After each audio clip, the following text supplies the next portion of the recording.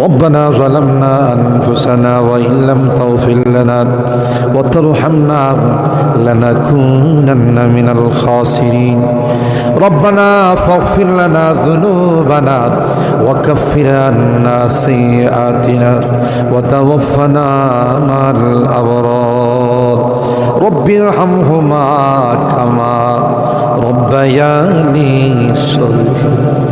رب ارحمهما كما রব্বায়ানি সগীরা রব্বুল আলামিন আল্লাহ কোন কোন শীতের মধ্যে ঐতিহাসিক খোলাপাড়াবাসীর উদ্যোগে আল্লাহ 49তম তাফসীর মাহফিলের আজকে তৃতীয় দিনের শেষ রজনীতে আল্লাহ গভীর রজনীতে মালিক রে আমরা কিছু সংখ্যক গুনাহগার বান্দা আল্লাহ তোমার আদালতের কাঠ গড়ায় আসামির মতো দাঁড়াই ভিক্ষুকের মতো দুইখানা হাত বাড়াইছি এ মালিক মেহেরবানি করে আমাদের জিন্দেগির গুনাহগুলো মাফ কর ও রব্বে করিম তুমি তাকাইয়া দেখো পুরা মানুষগুলো ঘরে যায় না আগে মা বোনরাও ঘরে যায় না আমার কলিজার টুকরা সন্তান যুবকরাও ঘরে যায়